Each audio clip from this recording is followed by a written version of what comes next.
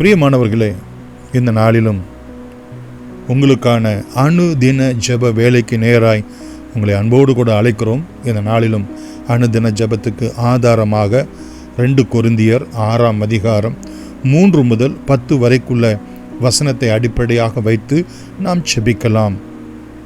இந்த வேத வசனங்கள் நம்ம எவ்விதத்தினாலும் தேவனுடைய பிள்ளைகளாக இந்த பூமியிலே விளங்க பண்ணுவதற்கு நம்முடைய சரீரத்தின் மூலமாகவும், நம்முடைய ஆத்துமாவின் மூலமாகவும், நம்முடைய ஆவியின் மூலமாகவும் நமக்கு வரக்கூடிய ஒவ்வொரு சோதனைகள், பிரச்சனைகள், பாடுகள், உபத்திரவங்கள், கண்ணீர்கள் இவை எல்லாவற்றையும் தாங்கி மேற்கொள்ள கர்த்தர் நமக்கு பலன் கொடுக்கும்படியாய் ஜெபிப்போம்.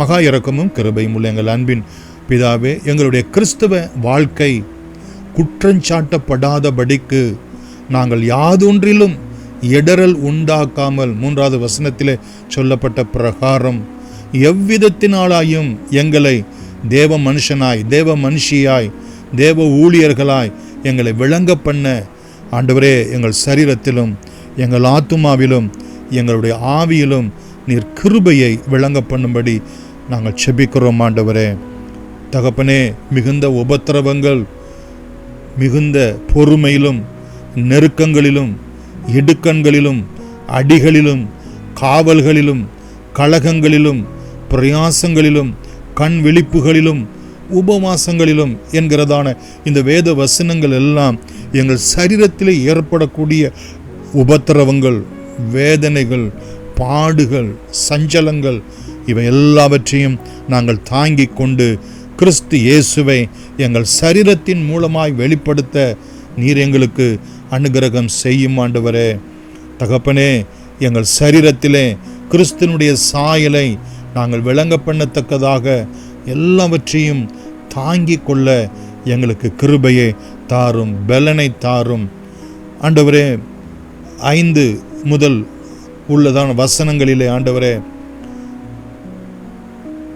6 முதல் உள்ளதான வசனங்களிலே கற்பிலும், அறிவிலும், நீடிய சாந்தத்திலும், தயவிலும், பரிசுத்த ஆவியிலும், மாயமற்ற அன்பிலும், சத்திய வசனத்திலும், திவ்ய பலத்திலும், நீதியாகிய வலது இடது பக்கத்து ஆயுதங்களை தரித்திருக்கிறதிலும், கணத்திலும், கனவீனத்திலும், துர்க்கீர்த்தியிலும், நற்கீர்த்தியிலும், எத்தரெனப்பட்டாலும் நெஜஸ்தராகவும், அறியப்படாதவர்கள் எண்ணப்பட்டாலும் நன்றாய் அறியப்பட்டவர்களாகவும், சாகிறவர்கள் எண்ணப்பட்டாலும் உயிரோடு கூட இருக்கிறவர்களாகவும், தண்டிக்கப்படுகிறவர்கள் எண்ணப்பட்டாலும் கொல்லப்படாதவர்களாக எங்கள் ஆத்துமாவிலே ஏற்படக்கூடிய இந்த வேதனைகள், ஆண்டவரே இந்த சஞ்சலங்கள் எல்லாவற்றையும் தாங்கிக் கொள்ள ஆண்டவரே உம்முடைய வசனம், உம்முடைய நீதியாகிய வலது இடது பக்கத்து ஆயுதங்கள் ஆண்டவரே எங்களை நெஜஸ்தராக விளங்க, தகப்பனே யாவற்றையும்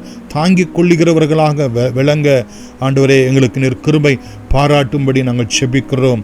மரணமே வந்தாலும் அது எங்களுக்கு கிறிஸ்துவுக்குள் ஜீவனாய் விளங்குகிறது என்கிற விசுவாசத்தோடு கூட நாங்கள் கடந்து செல்ல எங்கள் ஆத்துமாவிலே பலன் தந்து நீர் எங்களை ஆதரித்தருளும்படி உம்முடைய பாதத்திலே நாங்கள் செபிக்கிறோம். ஆண்டவரே எந்த கனவீனமோ, எந்த துர்க்கீர்த்தியோ, ஆண்டவரே எந்த குற்றஞ்சாட்டப்படுதலோ எங்களை மேற்கொள்ள விடாதபடிக்கு நீர் எங்களை உம்முடைய எல்லா நற்கீர்த்தியிலும், எல்லா கணத்திலும், சத்திய வசனத்திலும், பரிசுத்த ஆவியிலும் நீர் எங்களை தாங்கிக் கொள்ளும்படியாய், ஏந்தி கொள்ளும்படியாய் உம்முடைய பாதத்திலே நாங்கள் செபிக்கிறோம். ஆண்டவரே இறுதியாக ஆவியிலே நாங்கள் தாங்கத்தக்கதாக தகப்பனே 10வது வசனத்திலே பார்க்கிறோம், துக்கப்படுகிறவர்கள் எண்ணப்பட்டாலும் எப்பொழுதும் சந்தோஷப்படுகிறவர்களாய், தரித்திரர் எண்ணப்பட்டாலும் அநேகரை ஐஸ்வர்யவான்கள் ஆக்கிறவர்களாய், ஒன்றும் இல்லாதவர்கள் எண்ணப்பட்டாலும் சகலத்தையும் உடையவர்களாக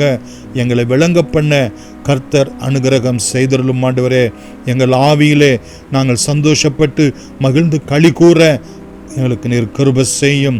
ஆண்டவரே நாங்கள் ஆவிக்குரிய ஐஸ்வர்யத்திலே விளங்குகிறோம் என்பதை நிச்சயப்படுத்தி கொள்ள நித்தமும் எங்களுக்கு அனுக்கிரகம் செய்தருளும். ஆண்டவரே ஒன்றும் இல்லாதவர்கள் எண்ணப்பட்டாலும் ஆவியிலே நாங்கள் சகலமும் உடையவர்களாய் தகப்பனே எங்களை விளங்க பண்ண நீர் எங்களுக்கு கிருபை பாராட்டி அருளும்படி ஜெபிக்கிறோம்.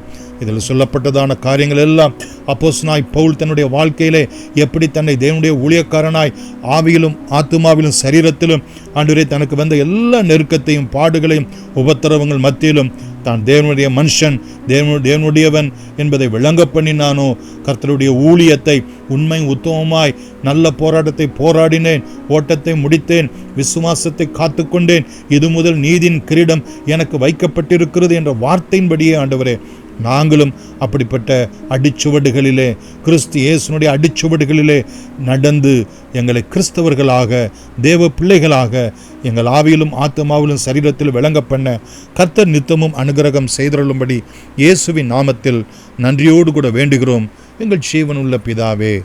ஆமேன். God bless you.